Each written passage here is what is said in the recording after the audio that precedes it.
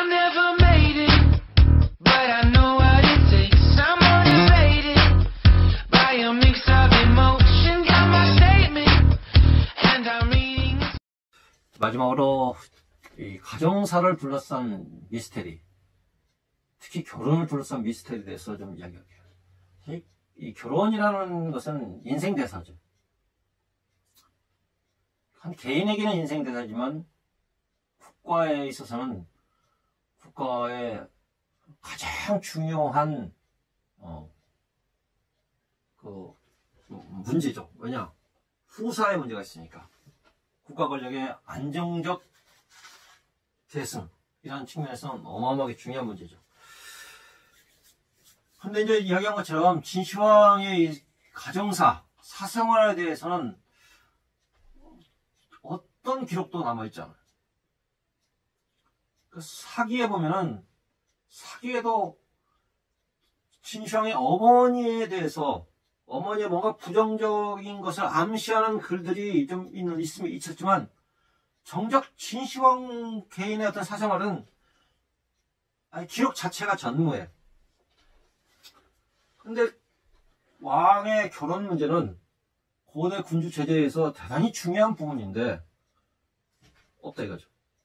사실은 이 중국의 이 전국 시대에 들어오면 이미 이 왕의 결혼, 즉 왕후의 옹립 문제, 태자의 옹립 문제, 이런 것들이 이미 법으로 제정되고 있었어요. 그래서 이제 왕후를, 왕의 부인을 왕후, 그 다음에 이제 왕의 계승자를 태자라고 말했고, 또 왕의 어머니를 태후라고 이렇게 이야기가 돼요.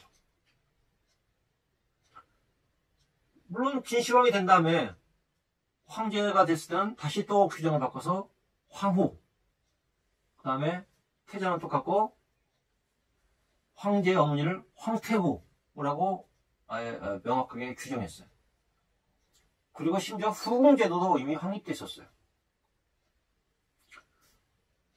고대 봉건 체제에서 왕후 혹은 황후의 유무가 황후의 유무는 대단히 중요했어요. 왜냐? 이것은 통치 권력의 안정적 계승을 위해서 대단히 중요했어요.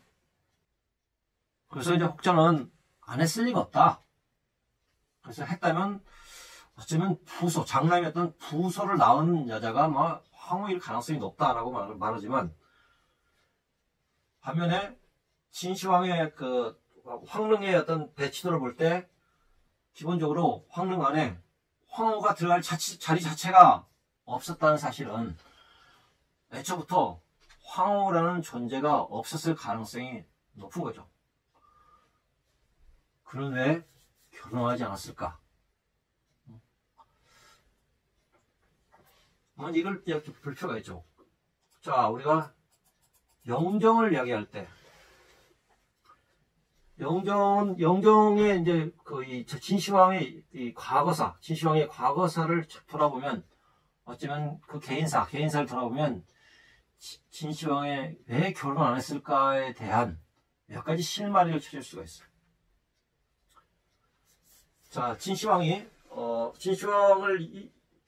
인생을 보면 크게 어린 시절, 그 다음에 이 청소년 시절, 그 다음에 청년 시절로 나눌 수가 있는데,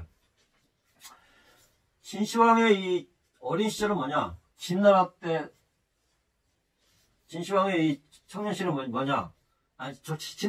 진시황의 어린 시절은 뭐냐? 진시황이 조나라에서 있었을 때죠. 사실 진시황은 조나라에서 태어나가지고 9살 때가 돼서야 비로소 진나라로 돌아가게 돼요. 그런데 그래서 이제 그동안 9살 동안 9년 동안에도 9년 중에서도 3살 때 아버지가 돌연 탈출하는 통해 3살 때부터 9살 때까지, 즉 6년 동안은 완전히 어머니하고만 살았어요. 그러니까 사실상 진시황의 어린 시절은 아버지도 없고 친구도 없고 아무도 없고 그저 외척이 외가 친척이 좀 있었을지 모르겠지만 사실상 거의 어머니밖에 없었죠. 그래서 진시황이라는 사람, 어린 시절 진시황에게 어머니는 세상과 소통하는 유일한 창구였어요.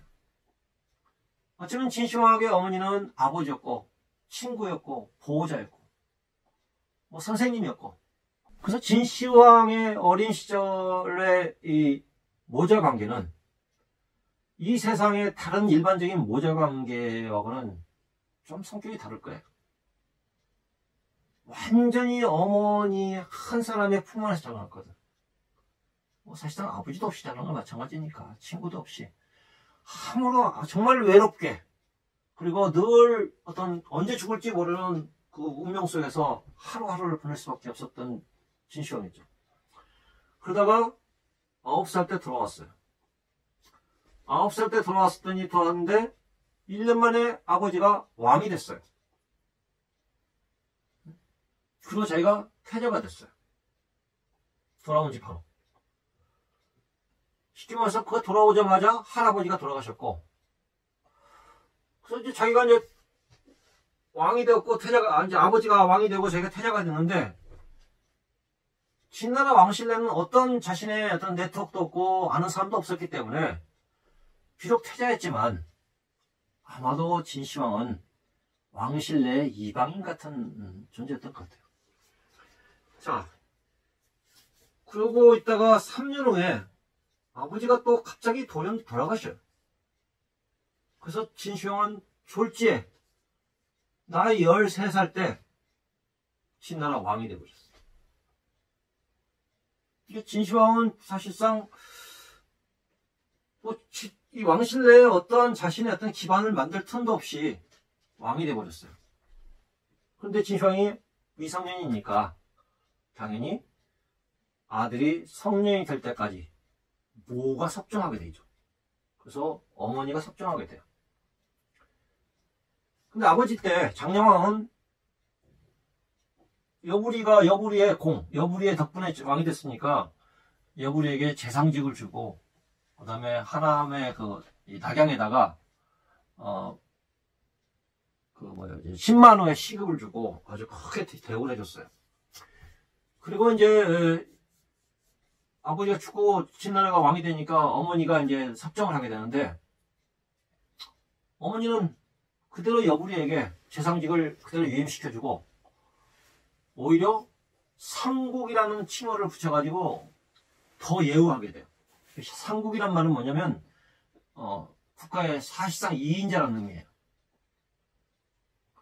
그리고는 진시황한테, 아들한테 여부리를 중부라고 부르라고 그래요. 중부. 중부라는 뜻은 뭐냐? 작은 아버지라는 뜻이에요. 진시황이야 뭐 어리니까 잘 모르니까 중부라고 불렀겠죠. 자, 이렇게 해가지고 어머니가 섭정하게 되고 했는데, 진시황은 그 속에서 어머니 눈치도 보고 여부리 눈치도 보면서 또 한편으로는 또 통치자 수업도 받았겠죠.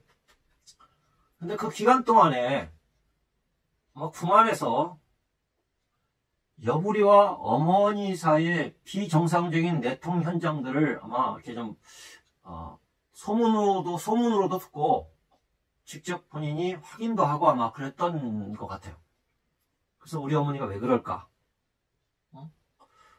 그러면서도 하여튼 어쨌든 본인은 좀 어머니에 대해서도 그렇게 나만을 사랑하던 우리 어머니가 왜 저러실까? 이런 생각도 했겠죠. 그러다가 진시황이 22살 되던 해에 친정을 하게 됩니다. 그럼 여기서 우리가 좀 이상하죠? 20살 때 친정을 해야 되는데 왜 2살 때 했을까? 딱 2년 정도 늦었는데, 그래서 여러 역사하는 사람들은 어쩌면 아마 이것은 여부리가 권력을 주지 않으려고 하다 보니까 결국 기다렸다가 2년 후에 뒤늦게 권력을 받아가지고 친정체제를 갖추게 됐다라고 이야기하는 사람이 적지 않습니다. 그런데 사실은 그 당시에 이제 모후 섭정 시대였기 때문에 여부리가 봐줘가지고 2년 정도 좀 늦게 줬다. 이렇게 보는 것은 무리한 해석 같아요. 사실 그보다는 어쩌면 진시황이 왜 2년 늦게 받았느냐? 진시황이 키가 작았기 때문에, 왜소했기 때문에, 건강이 나빴기 때문에. 즉, 왜냐면 그 당시에는 사실 나이를 정확하게 측정하지 못했죠. 왜냐면 호적제도가 완비된 것도 아니고. 그래서 대개 이제 그 당시에는 젊은 청년들을 이제 군대에 보내고 징용을 할 때 나이 20살 때 징병을 보내고 징용을 하는데 사실 누가 20살인지 아닌지 어떻게 알아요? 그때는 뭘 했느냐? 결국 최고를 가지고 본 거예요. 최고. 그래서 최고상 특히 이제 키. 그래서 당시에 7척 미만은 미성년자고 7척부터 성년이라고 했어요. 그러니까 진시황이 22살 때 소위 약관, 즉 성년으로서의 관례 예식을 하게 돼요. 그리고 우리는 관검 예식이라고 하는데 성년이 되면 이제 모자를 쓰고 그다음에 이제 허리에 칼을 차게 되는데 관검 예식을 치르게 돼요. 22살 때. 그 이야기는 뭐냐? 진시황이 20살이 됐는데 키가 안 자는 거예요. 너무 왜소한 거예요. 그래서 좀 더 크면 하자 하는데 2년 동안 기다려도 키가 안 크니까 그냥 22살 때 관검 예식을 한 걸로 이렇게 보여집니다. 쉽게 말해서 진시황이 굉장히 약골이었고 왜소했다는 것은 이런 걸로도 우리가 증명이 되는 것 같아요. 자, 그런데 그래서 친정체제를 이제 갖추자마자 진시황이 제일 먼저 처리한 굉장히 중요한 사건이 발생합니다. 근데 이 사건이 뭐냐? 노예난이라는 거예요. 노예난. 사실 노예라는 사람은 누구냐? 노예라는 사람은 노예는 한마디로 말하면 진시황 어머니 조이의 애인이었습니다. 근데 이 노예에 대한 그 기록은 사기의 여부리 열전에 나와 있는데 이 사람에 대해서는 좀 상식밖에 기록이 있어요. 음경이 아주 대단해가지고 수레를 끌 정도였다. 한마디로 해서 성적 능력이 뛰어난 남자였다는 것이죠. 그 이야기는 뭐겠어요? 진시황의 어머니는 굉장히 음탕했다는 이야기겠죠. 왜 사마천이 왜 그런 기록을 썼는가? 그것은 앞서 말한 것처럼 어쨌든 사마천의 의도가 있었던 것 같아요. 근데 이제 이 노예 사건은 그렇습니다. 그 사마천의 그 글을 보면 여부리하고 조이 사이에 뭔가 어떤 비정상적인 내통이 있었다고 그랬는데 그러다가 여부리가 이 조이의 어떤 그런 성적 부분을 해결해주기 위해서 노예를 소개시켜줬다는 거죠. 그래서 노예로 하여금 궁원에서 조이와 살 수 있도록 해줬다는 거예요. 근데 그 결과 두 사람 사이에 임신이 아이를 갖게 됩니다.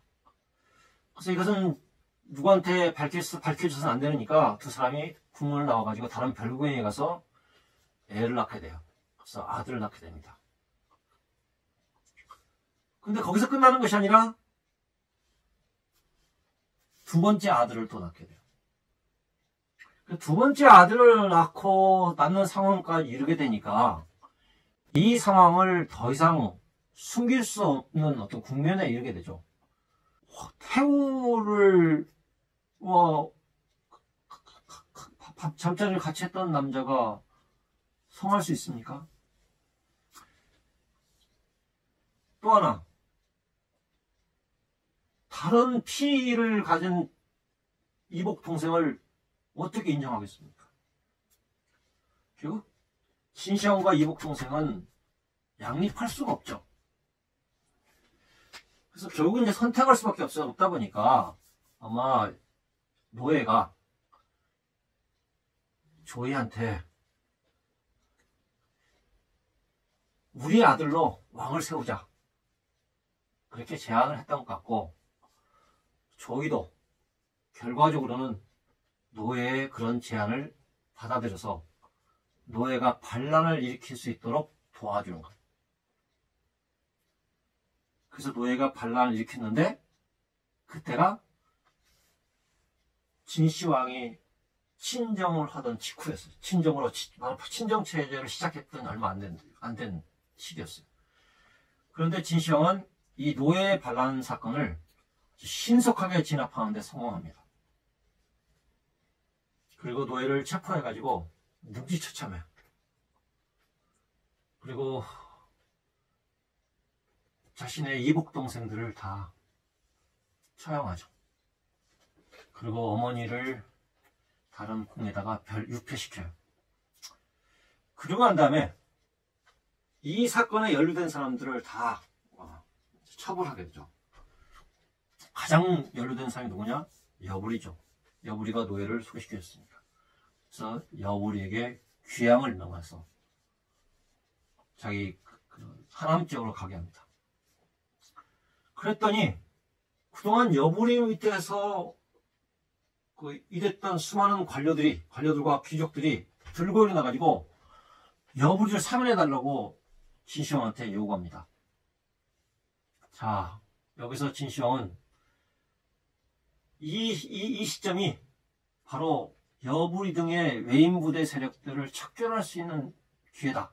그리고 자신이 확실한 왕권을 세울 수 있는 기회라 생각하고 그들을 전부 다 일망타진하죠. 그리고 여부리에게 편지를 보냅니다. 그 편지의 내용에는 이런 글이 있어요.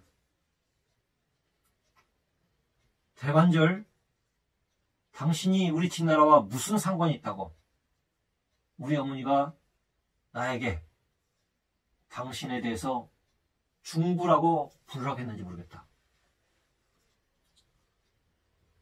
도대체 당신이 우리 진나라와 무슨 인연이 있다고 우리 어머니가 당신을 상국이라는 그런 자기를 줬는지 모르겠다. 쉽게 말해서 나는 당신의 과거의 진나라에서의 모든 업적을 나는 거부한다. 부정한다는 의미겠죠. 그 편지를 받아본 여부리는 더 이상 자기가 살아서는 안 되겠다고 판단했는지 자결하고 맙니다. 그래서 여부리의 모든 체제가 무너지고 진시황이 확실한 국가 권력을 장악합니다. 그리고 그때부터 진시황은 원대한 통일 목표를 세우겠죠. 그리고 국가 개혁을 단행하고 통일 사업을 이룹니다. 그래서 마침내 39살에 중국을 통일해요. 그 이후에 50살 때까지 쉬지 않고 현지 시찰을 직접 다니면서 일을 해요. 자, 우리가 진시황을 보면서 이런 것 같아요. 진시황이 왜 결혼을 안 했느냐? 짐작이 가죠. 어머니에 대한 극도의 애증, 가장 사랑했던 어머니, 어쩌면 그러다가 가장 증오하는 어머니가 된 거죠. 이게 진시황에는 어마어마한 정신적 트라우마가 됐던 것 같아요. 그래서 그는 결혼이라는 것에 대한 결혼이라는 것에 대해서 근본적으로 부정적인 인식을 가졌던 것 같고, 화물을 주는 것에 대해서도 역시 마찬가지로 부정적이었던 것 같아요. 아마 여성에 대해서도 상당히 부정적이었겠죠. 그래서 그것이 결과적으로 진시황으로 하여금 끝내 결혼을 하지 못하게 한 원인이 되지 않느냐 생각되는 것이고, 또 하나, 그가 평생 일벌레로 살았던 것은 뭐냐? 진시황은 늘 자기 공적을 과시하기를 좋아했어요. 곳곳에 다 자기 공적배를 세우고 자기 공적을 늘 과시하기를 좋아했는데, 그건 뭐겠어요? 어쩌면 나는 여부리의 자식이 아니라 정정당당한 영씨의 혈통을 가진 왕이다.